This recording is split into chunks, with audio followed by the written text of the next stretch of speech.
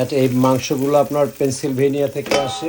বন্ধুরা এর ভিতরে আমি 2 প্রকারের শুকনা মরিচ দিচ্ছি। একটা আপনার চাইনিজ শুকনা মরিচ, এটা আপনার কোনো ঝাল নেই, আর একটা আমাদের দেশি শুকনা মরিচ। তো আমি এখন এইটা দিয়ে ব্লেন্ড করে নিব।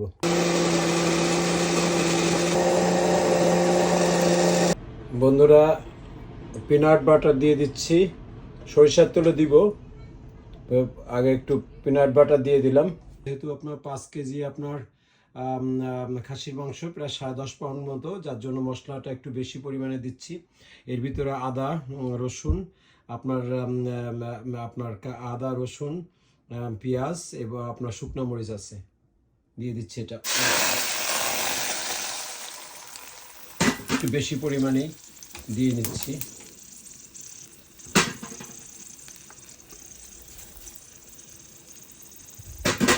মশলা খুবই চমৎকার দেখা যাচ্ছে। আর এখানে যেটা আছে হলো আপনার গরম মশলা, তেজপাতা, এটাও আমি সব দিয়ে দিলাম এর ভিতরে। আমি আপনার লবণ দিয়ে দিচ্ছি পরিমাণ মতো, পর লাগলে পরে দিব আরও। সত্যি কথা বলতে গিয়ে মশলা হিসাবে আপনার বেশি কিছু দেওয়ার দরকার নেই। বেশি আপনার মশলা ব্যবহার করলে মাংসের যে আপনার আসল যে আপনার একটা ফ্লেভার, সেটা কিন্তু নষ্ট হয়ে যায়। তো আমি এখন মাংস দিয়ে দিব এর ভিতরে। ভেনিয়া থেকে আসে, আবার নিউ জার্সির কিছু এলাকা থেকেও আসে। একটু বড় বড় করেই কেটে নিয়েছি। মাংসগুলো আমার দেওয়া হয়ে গেছে, একটু নেড়ে চেড়ে দিব এখন। বন্ধুরা আমার যে অন্যান্য কড়াইগুলো আছে সেটাতে ধরবে না, যার জন্য আমি এই বড় কড়াইটাই নিয়েছি। তারপরে আপনার এটা কষানো হয়ে গেলে আমি প্রেসার কুকারে আপনার রান্না করে নিব।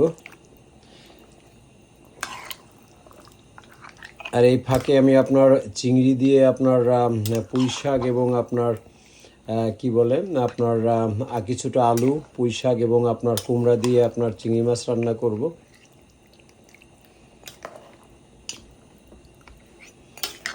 অনেক মাংস তো আপনার, যার জন্য আপনার এই অবস্থা হয়েছে। দেখা যাক, দেখি, হয়তো আপনার একটু পরে পরিমাণে একটু কম হতে পারে। বন্ধুরা এর ভিতরে রাঁধুনি সরিষার তেল দিয়ে দিচ্ছি একটু। তেল আর দেওয়া লাগবে না, এই হয়ে গেল, আর দিব না তেল।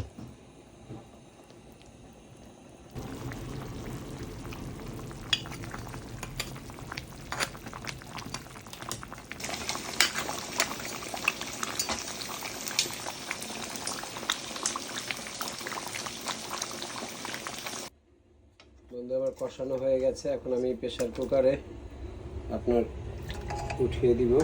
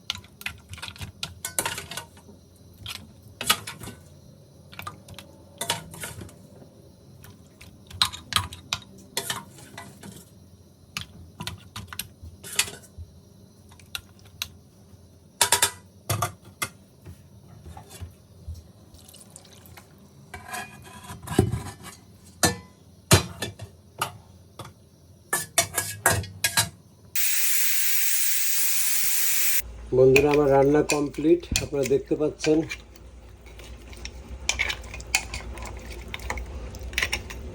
আমি এখন নামিয়ে নেব।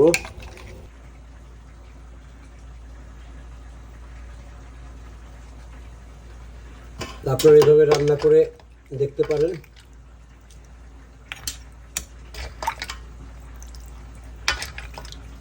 গলে গেছে পুরা।